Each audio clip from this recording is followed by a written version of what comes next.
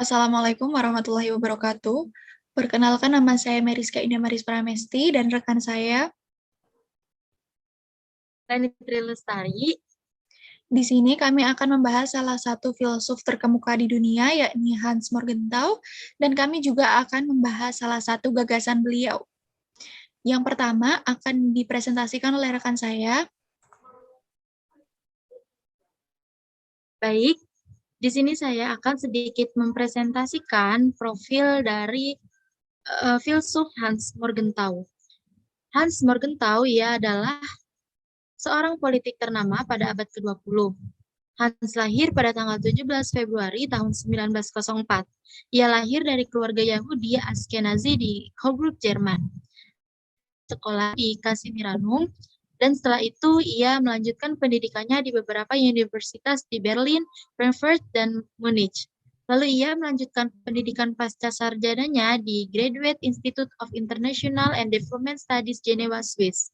Nah, selain mengenyam di tempat pendidikan ternama tadi, Hans Morgenthau dalam sejarah presentasinya dikenal dengan julukan Profesor Terhormat dalam Ilmu Politik dan Sejarah Modern di beberapa universitas terkenal seperti Harvard dan California University. Lalu setelah menyelesaikan kuliahnya, Hans menjadi dosen pengajar sekaligus pengacara, dan di samping itu Hans juga pernah mendapat kepercayaan menjadi konsultan Departemen Luar Negeri Amerika Serikat pada masa awal Perang Dingin dan 2 kali pada masa pemerintahan Kennedy dan Johnson. Dan Hans Morgenthau diketahui wafat pada tanggal 19 Juli 1980 karena mengidap perforasi ulkus. Tapi mengapa Hans Morgenthau begitu terkenal ya? Dan apa sih hubungannya dengan teori politik realism? Nah, jawabannya adalah Hans dianggap sebagai salah satu founding father dari sekolah rilis pada abad ke-20. Dan di salah satu buku yang ia ciptakan, yaitu buku Politik Ammunition, Hans menuliskan bahwa realisme politik di dalam studi hubungan internasional termanifestasi dalam konsep interest dan power. Hingga sekarang, kedua konsep ini menjadi konsep dalam studi hubungan internasional.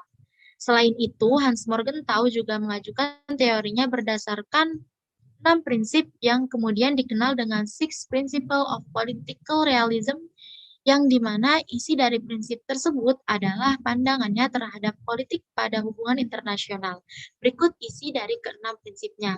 Yang pertama, realisme meyakini politik diatur oleh hukum-hukum objektif yang berakar pada sifat manusia. Yang kedua, realisme berpendapat bahwa politik internasional merupakan wadah suatu negara dalam memenuhi kepentingannya atau interest sebagai tujuan mendapatkan kekuasaan atau power. Yang ketiga, bentuk dan kekuasaan negara akan bermacam-macam atau konstekstual, tetapi kepentingan nasional akan tetap sama. Yang keempat, prinsip moral universal tidak menuntut sikap negara. Yang kelima, tidak ada prinsip moral universal. Dan yang keenam, secara intelektual politik itu otonom. Baik, setelah apa yang dijelaskan oleh teman saya tadi mengandung kata-kata politik otonom. Nah, politik otonom itu sendiri adalah suatu negara didasarkan atas kepentingannya, bukan berdasarkan prinsip moral. Contohnya ketika Korea Utara mengembangkan nuklir demi keamanan negara yang merupakan pencerminan dari kepentingan negara tersebut. Kemudian,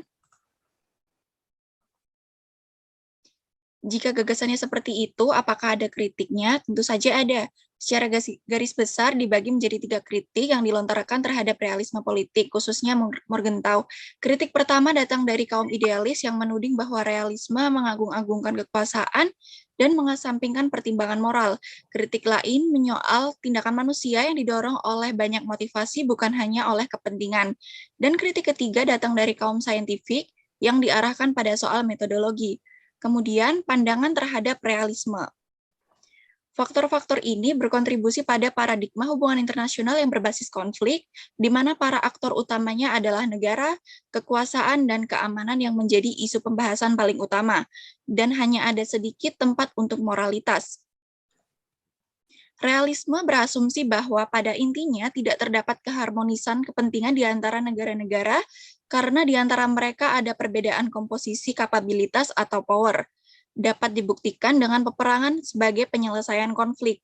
Perbedaan ini tidak terlihat hanya di bidang militer, tetapi juga pada tingkat teknologi, perekonomian, sumber-sumber alam, faktor geografis, bentuk pemerintahan, kepemimpinan politik, ideologi, dan lain-lainnya.